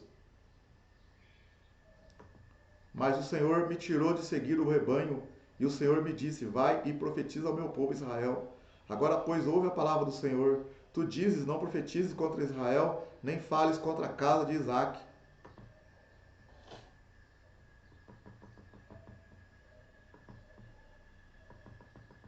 Portanto, assim diz o Senhor: tua mulher se prostituirá na cidade, e teus filhos e tuas filhas cairão à espada, e a tua terra será repartida a cordel, e tu morrerás na terra imunda, e Israel certamente será levado cativo para fora da sua terra. Você vê que coisa, que situação difícil do profeta Amós, aqui nesse capítulo 7. Amós profetizando na época do rei Jeroboão II. E Amós ali profetizando contra Jeroboão, pela infidelidade, pela idolatria de Jeroboão. E Amós falando que Israel seria levado cativo, o reino do norte seria levado cativo, Israel seria desolado, destruída. E o Amazias ali vem e fala para Jeroboão, olha bem, Amazias vem e fala para Jeroboão o que Amós está fazendo. Que Amazias fala para Jeroboão que Amós está desfalecendo o coração do povo. E ainda vem Amazias repreender o Amós ainda. Tem o cabimento de vir repreender o Amós. Fala para Amós parar de profetizar. Querendo tapar a boca do profeta, do homem de Deus. Mas Amós não se intimida. Amós se levanta e fala firme com ele. Que Israel sim será levado cativo. E a mulher de Amazias ia prostituir contra ele. E os filhos dele também seriam, todos seriam mortos também. E ele também ia perecer. Então, o Amós não se intimida, não se deixa corromper. Está entendendo? Você que me ouve aí, o profeta, e ele ainda fala, eu não sou profeta. Eu era boiadeiro, estava trabalhando ali, fazendo minhas coisas. E Deus me chamou. Olha bem, Deus olhou para o coração daquele homem boiadeiro e viu ali a sinceridade, né, o clamor, o gemido interno daquele homem. E Deus chama aquele homem para profetizar em Israel. Deus escolhe aquele homem, ainda que seria difícil para ele, mas ele está ali, se levantando e falando a verdade para Jeroboão II, para os reis maus de Israel. Ainda que as pessoas se levantem contra ele, principalmente esse Amazias, mas o Amós não recua, não volta atrás, segue firme nas suas profecias.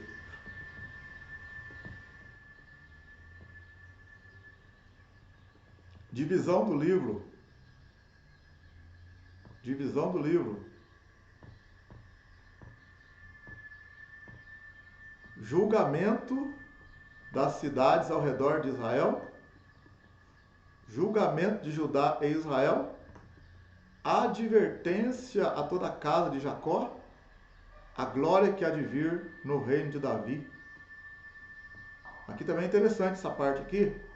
Tá? Vou voltar daqui a pouco. Então, o chamado do profeta Amós, que nós falamos, o domínio do Senhor, que Deus tem domínio, né? Que Deus é aquele que domina. Amós 9, verso 5. Amós 9, verso 5.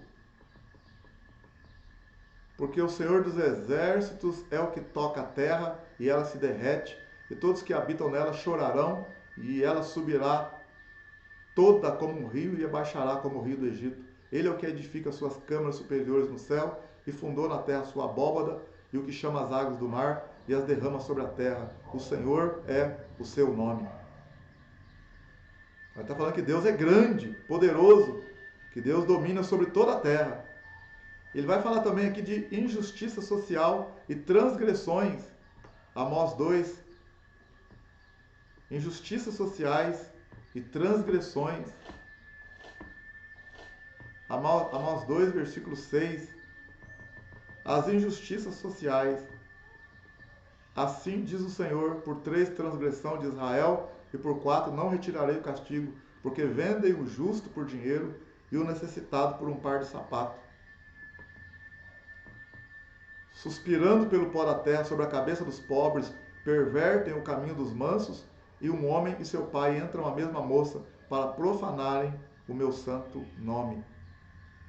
E se deitam junto a qualquer altar sobre roupas empenhadas, e na casa dos seus deuses bebem o vinho dos que tinham multado. Ainda que aí vem o juízo sobre Israel. Então o Senhor está mostrando que Ele é o Senhor na terra, nos céus e na terra. O reino do Senhor, Ele é o dono de toda a terra, ainda que Ele tenha entregado, né, a terra ao homem por um tempo, mas Ele é a terra e toda a sua plenitude pertencem ao Senhor. Mostra aqui também agora as injustiças sociais em Israel, oprimindo o pobre. Olha bem, as injustiças sociais aconteciam também no meio de Israel. Os pobres estavam sendo injustiçados, humilhados, ali mendigando o pão. E nós sabemos que na lei de Moisés o Senhor fala que que o pobre ali deveria ser resgatado pelo seu povo, pelo seu irmão, pelo seu parente mais chegado. Igual nós vemos no livro de Ruth, quando Noemi perdeu as terras, quando o marido dela teve que ir embora para Moab, ele volta, ali tem a lei do levirato. O Boaz vai resgatar as terras da sogra de Ruth, da Noemi. Por quê? Porque elas estão ali mendigando, estão ali catando o produto da terra em terra dos outros. Então, no livro de Ruth mostra o que se deveria, o cumprimento da lei em relação aos pobres. E aqui em Amós, Amós está dizendo que os pobres, os israelitas pobres, os judeus pobres, estavam sendo oprimidos, deixando de lado. Injustiça social estava acontecendo em Israel e Deus não aceita isso. Então eu falo para você que Deus quer que nós ajudemos as pessoas também, que nós não venhamos a oprimir aqueles que estão ao nosso redor por ser de classe social um pouco mais inferior, de forma nenhuma. Deus não aceita, nós devemos estender a mão e orar e ajudar aquele que está com dificuldade também. E Deus mostra também os pecados de Israel aqui, quando o pai e o seu filho, eles entram em uma única mulher, que eles cometem ali uma abominação diante do Senhor.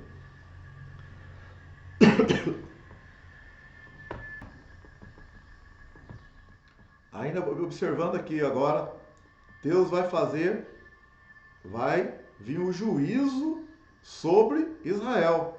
Amós capítulo 4. Amós capítulo 4, olha aí para você ver. Amós capítulo 4. Ouvi esta palavra, vós, vacas de Bazã, que estáis no monte de Samaria, que oprime aos pobres, que esmagai os necessitados, que dizei a vossos senhores, dai cá, bebamos. Jurou o Senhor Deus pela sua santidade, que dias estão por vir sobre vós, em que vos levarão com ganchos e a vossos descendentes com anzóis de pescas. E saireis pelas brechas, uma após outras, e sereis lançados para Armon, diz o Senhor. Vinde a Betel e transgride a Gilgal, e multiplicai as transgressões, e cada manhã trazei os vossos sacrifícios e os vossos dízimos de 3 em 3 dias.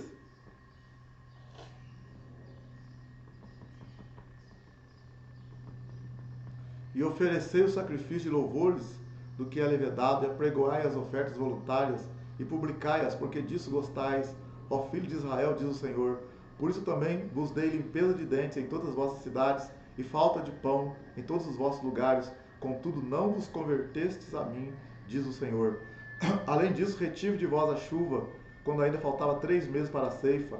E fiz que chovesse sobre uma cidade, e não chovesse sobre a outra cidade. Sobre um campo choveu, mas o outro, sobre o qual não choveu, secou-se. E andaram errante 2 ou 3 cidades, indo a outra cidade para beberem água, mas não se saciaram. Contudo, não vos convertestes a mim, diz o Senhor. Feri-vos com queimadura e com ferrugem a multidão das vossas hortas, e das vossas vinhas, e das vossas figueiras, e das vossas oliveiras comeu a locusta. Contudo, não vos convertestes a mim, diz o Senhor. Enviei a peste contra vós, à maneira do Egito. Os vossos jovens matei a espada, os vossos cavalos deixei levar presos, e o mau cheiro dos vossos arraiais fiz subir as vossas narinas. Contudo, não vos convertestes a mim, diz o Senhor. Subverti alguns dentre vós, como Deus subverteu a Sodoma e Gomorra, e vós fostes como um tição arrebatado do incêndio. Contudo, não vos convertestes a mim, diz o Senhor. Portanto, assim te farei, ó Israel, E porque isso te farei, prepara-te, ó Israel, para te encontrares com teu Deus, porque eis aqui o que forma os montes e cria o vento, e declara ao homem qual seja o seu pensamento, o que faz da manhã trevas e pisa os altos da terra. O Senhor, o Deus de Israel, é o seu nome. Então vê Deus falando aqui do juízo sobre Israel, que Deus está permitindo ali a dificuldade para eles. Não tem chuva no campo, mas eles não se arrependem. Vem a praga, mas eles não se arrependem, não se convertem ao Senhor. Vem as guerras, mas eles não se arrependem, não se convertem ao Senhor. Vem as dificuldades terríveis, dificuldades sociais, dificuldades de relacionamento, vem dificuldades climáticas, não se arrepende ao Senhor. Vem enfermidades, não se arrepende ao Senhor. Então, Deus está falando que o juízo mais pesado vai vir sobre eles, para que eles entendam que só tem um caminho, que não adianta fugir do Senhor. Deus tem uma aliança com eles, e Deus os ama, e o pai disciplina o filho a quem ama, porque o pai quer ele de volta. E Deus então está chamando, na verdade, no fundo, Deus está alertando Israel, chamando a atenção para que o mesmo se volte para o Senhor.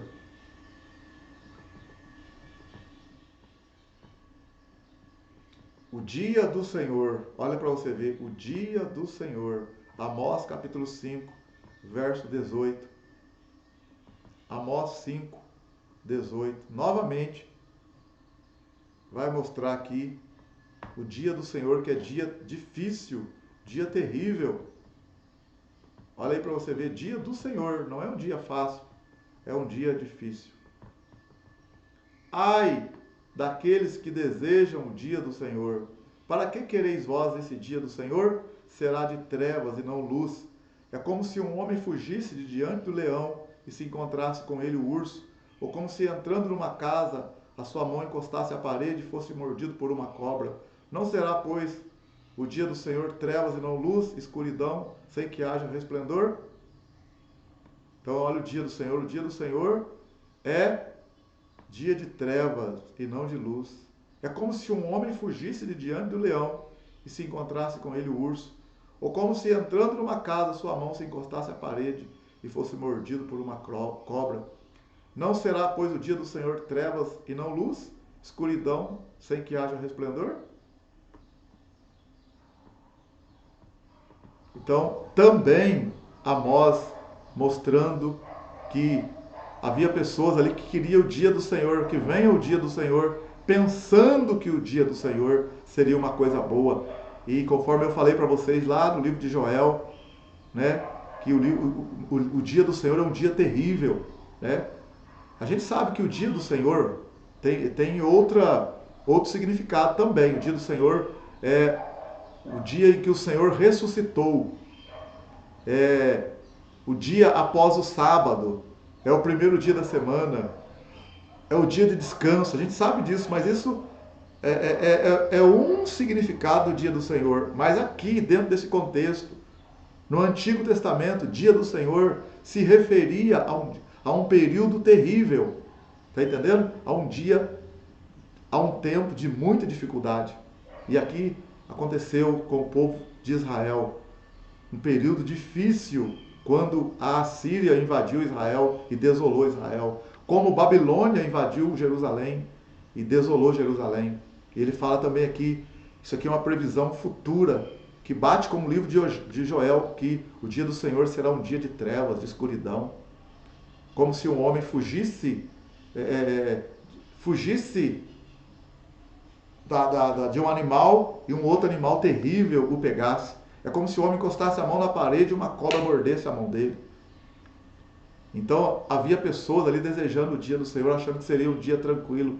Não, o dia do Senhor seria um dia terrível. Isso aconteceu com Israel, aconteceu com o povo judeu, mas também faz alusão a alguma coisa futura, que ainda vai acontecer com toda a humanidade.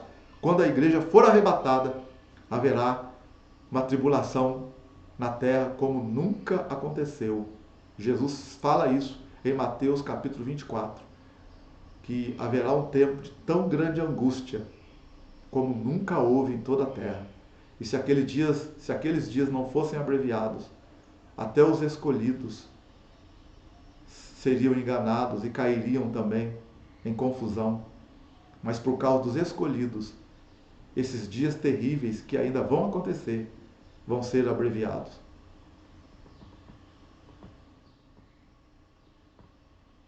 Aí nós temos também a promessa do Senhor de restauração.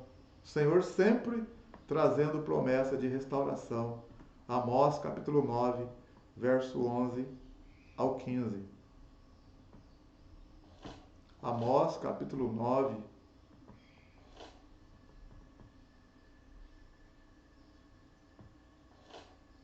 Amós 9, verso 11 ao 15.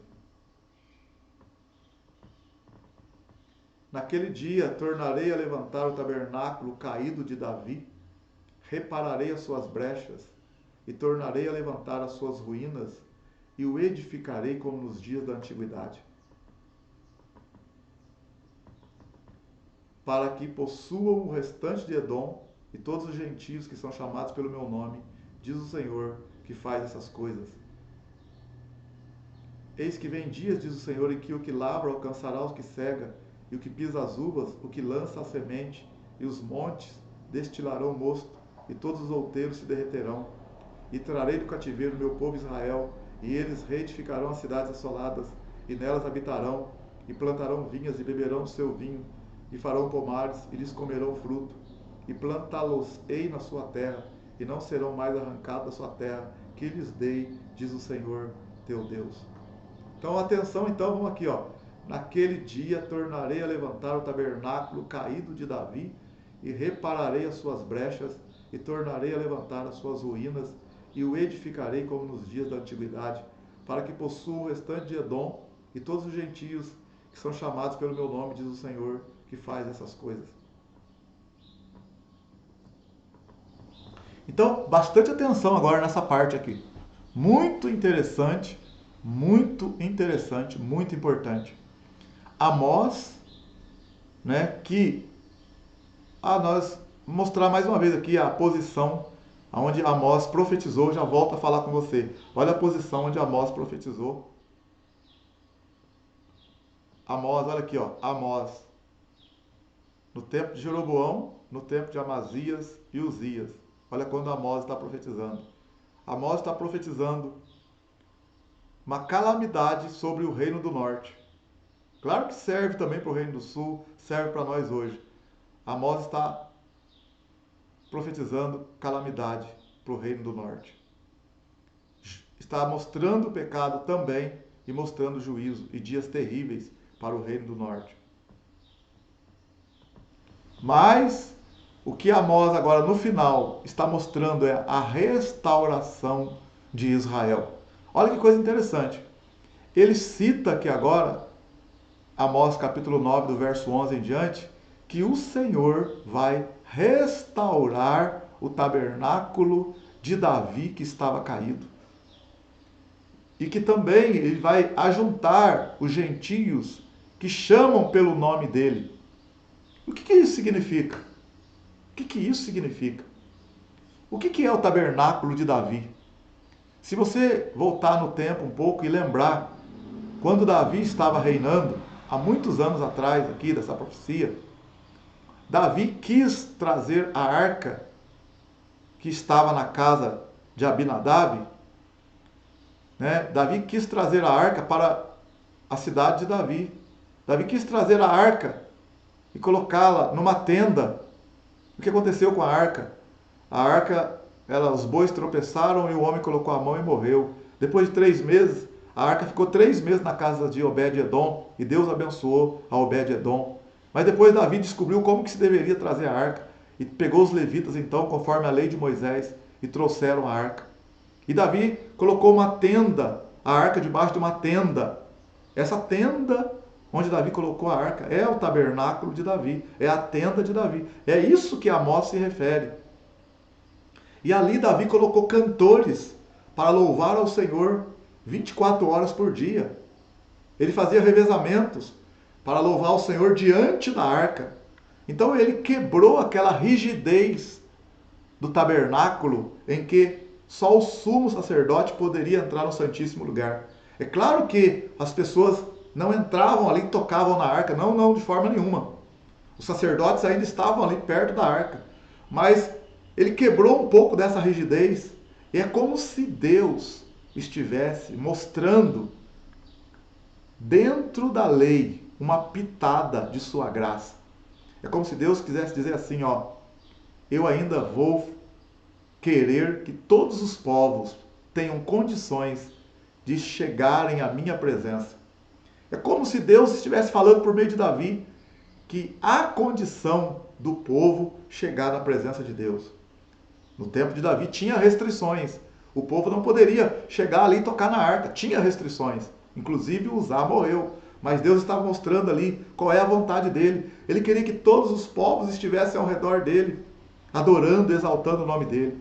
Então, quando Amós profetiza, Amós fala assim, que Deus quer levantar o tabernáculo de Davi. Porque o tabernáculo de Davi, ele cessou lá no tempo de Davi, porque Salomão reconstruiu o templo e a arca foi levada para o templo. E voltou novamente aquela rigidez de em se achegar à presença de Deus, simbolizada pela arca. Então havia de novo depois os sacrifícios, e ninguém poderia nem ver a arca, ter acesso à arca. Mas no tempo de Davi, Deus abriu um parênteses, mostrando que aquilo ali era a vontade do Senhor, que Deus pudesse ser acessível a todas as pessoas e as pessoas pudessem adorá-lo. Então, a tenda de Davi foi desfeita, o tabernáculo de Davi foi desfeito. E Salomão construiu o templo e voltou de novo aquela rigidez em se chegar à presença do Senhor. Quando Jesus morre na cruz, o véu se rasgou de alto a baixo. Aquilo que separava o homem de Deus, que era o véu, né? O homem não podia chegar na presença de Deus por causa do pecado. O pecado foi punido no corpo de Cristo. O corpo de Cristo é como se fosse o véu que foi rasgado pelos nossos pecados. E agora, por meio de Cristo, nós temos acesso até Deus. Quando Amós fala que Deus iria levantar o tabernáculo dele ainda, ele estava fazendo promessas de uma restauração futura. Quando é que alguém cita esse texto novamente? Talvez você nunca prestou atenção. Em Atos, no capítulo 15, do livro de Atos, capítulo 15. Presta bem atenção para você entender. Quando os discípulos estão resolvendo se os gentios deveriam obedecer à lei de Moisés e ser circuncidados para serem salvos. Em Atos capítulo 15, há um concílio, uma reunião dos discípulos em Jerusalém, junto com Paulo e Barnabé, para discutir se os gentios, se os povos que não são israelitas deveriam obedecer e guardar a lei de Moisés ou não. Se deveriam obedecer à lei de Moisés, serem circuncidados para serem salvos ou não. O que acontece ali em Atos capítulo 15? Pedro levantou e falou, gente, os gentios receberam o Espírito Santo como nós recebemos. Nós não devemos impor sobre eles um cargo maior. Se nós também não conseguimos obedecer à lei de Moisés, tampouco eles. E Pedro então dá uma palavra, dizendo que não deveria colocar um peso sobre os gentios, que eles também poderiam ter acesso a Deus por meio da fé. Assim como Cornélio recebeu o Espírito Santo. Pedro está falando sobre isso. E quando Pedro termina de falar, Tiago levantou-se e deu uma palavra. Vamos ver o que Tiago fala.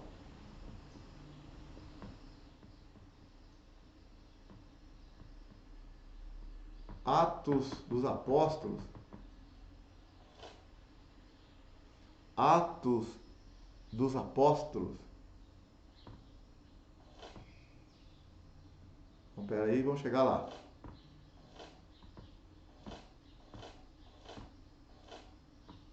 Atos capítulo 15.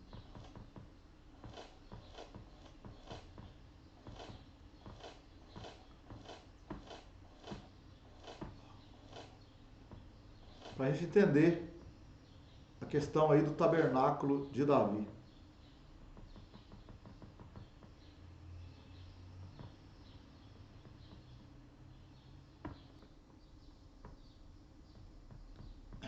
Então, alguns que tinham descido da Judéia ensinavam assim os irmãos: se não vos circuncidardes conforme o uso de Moisés, não podeis salvar-vos. Tendo tido Paulo e Barnabé não pequena discussão e contenda contra eles, resolveu-se que Paulo e Barnabé e alguns dentre eles subissem a Jerusalém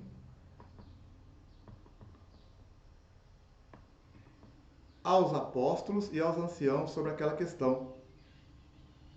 E eles, sendo acompanhados pela igreja, passavam pela Fenícia e por Samaria, contando a conversão dos gentios, e davam grande alegria a todos os irmãos. E quando chegaram a Jerusalém, foram recebidos pela igreja e pelos apóstolos e anciãos. E lhes anunciaram quão grandes coisas Deus tinha feito com eles. Alguns, porém, da seita dos fariseus que tinham crido, se levantaram dizendo que era menester circuncidá-los e mandar-lhes que guardassem a lei de Moisés. Congregaram-se, pois, os apóstolos e os anciãos para considerar esse assunto. E havendo grande contenda, levantou-se Pedro e disse-lhes: homens, irmãos, bem sabeis que já há muito tempo Deus me elegeu dentre nós para que os gentios ouvissem da minha boca a palavra do Evangelho e crescem. E Deus, que conhece os corações, lhes deu testemunho, dando-lhes o Espírito Santo, como também a nós. E não fez diferença alguma entre eles e nós, purificando seus corações pela fé. Agora, pois, por que tentais a Deus, pondo sobre a serviço dos discípulos um jugo que nem nossos pais nem nós pudemos suportar?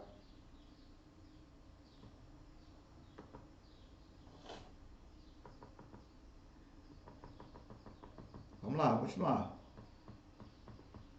Mas cremos que seremos salvos pela graça do Senhor Jesus, como eles também. Então toda a multidão se calou e escutava Barnabé e a Paulo, que contavam com grandes sinais e prodígios Deus havia feito por meio deles entre os gentios. E havendo-se eles calado, tomou Tiago a palavra, dizendo: homens e irmãos, ouvi-me. Simão Pedro relatou como primeiramente Deus visitou os gentios para tomar dentre eles um povo para o seu nome. E com isto concordam as palavras dos profetas, como está escrito: depois disto voltarei e reedificarei o tabernáculo de Davi, que está caído, levantá-lo-ei das suas ruínas e tornarei a edificá-lo, para que o restante dos homens busque ao Senhor, e todos os gentios, sobre os quais o meu nome é invocado, diz o Senhor, que faz todas essas coisas. Olha para você ver. Conhecidas são a Deus desde o princípio do mundo todas as suas obras. Por isso julgo que não se deve perturbar aqueles dentre os gentios que se convertam a Deus. Mas o que eu quero mostrar para você aqui é que Tiago vai mostrar a profecia de Amós. Ó. Depois disto voltarei e reedificarei o tabernáculo de Davi que está caído, levantá-lo-ei das suas ruínas e tornarei a edificá-lo, para que o restante dos homens busque ao Senhor, e todos os gentios sobre os quais o meu nome é invocado, diz o Senhor, que faz todas essas coisas. Você consegue perceber que Amós falou que Deus iria reedificar o tabernáculo de Davi que estava caído. Agora, em Atos capítulo 15, quando eles vão resolver, decidir se os gentios devem guardar a lei de Moisés ou não, serem circuncidados ou não, Tiago toma a palavra e cita a profecia de Amós, dizendo que o que estava acontecendo ali, dos gentios se converterem, é o que Deus havia predito pelo profeta Amós, de que o Senhor reedificaria o tabernáculo de Davi. O que ele está querendo dizer com isso? Que todos os povos, todos os gentios que têm sede de Deus, agora também fazem parte da salvação, podem serem salvos, podem também participar, não só Israel, mas agora está aberto para todos. Todos podem, por meio de Cristo, se aproximar de Deus.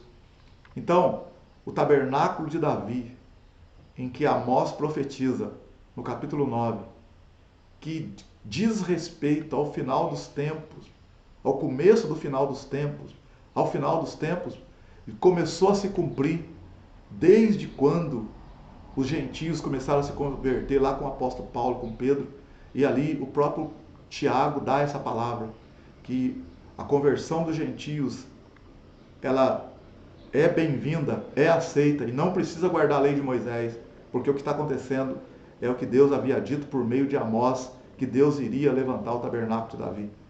Isto é, todos têm acesso à arca, todos têm acesso à presença de Deus. Na verdade, por causa de Cristo, né? Cristo fez com que o véu se rasgasse de alto a baixo e todos agora podemos entrar na presença de Deus, conforme diz Hebreus também, temos ousadia para entrar no Santíssimo Lugar por meio do sangue de Cristo. Então, meu querido, isso é promessa de restauração. O que está acontecendo conosco hoje, a igreja, a instituição da igreja, a edificação da igreja é um tipo do tabernáculo, é um antitipo, né? Um antítipo do tabernáculo de Davi, que é o tipo da igreja. Ok? Então, Amós, resumindo aqui, Amós está chamando a atenção do povo para as injustiças sociais, alertando o povo, de Israel principalmente, para uma desolação que viria. E já aconteceu, já veio. Mas também mostrando um futuro promissor de restauração. E Deus iria trazer o povo de volta à terra dele, e jamais sairiam da terra. O que aconteceu agora em 1948?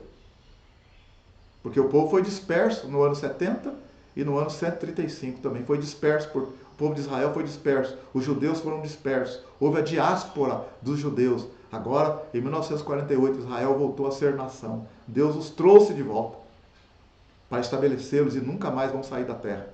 E o fator escatológico com relação ao arrebatamento da igreja e profecias acerca de Israel estão e vão se cumprir literalmente. O Senhor está voltando, o Senhor está voltando, Jesus está voltando. Israel é o marco, as promessas de Deus a Israel é o marco do retorno de Cristo, que está acontecendo agora na nossa época.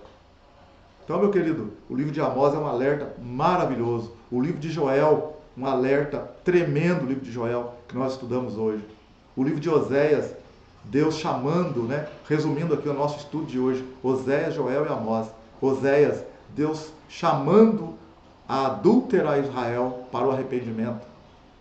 E Deus dizendo que perdoa e quer arrependimento verdadeiro e Ele restaura. Deus chamando Israel, chamando eu e você para o arrependimento verdadeiro, que Ele nos restaura e nos perdoa.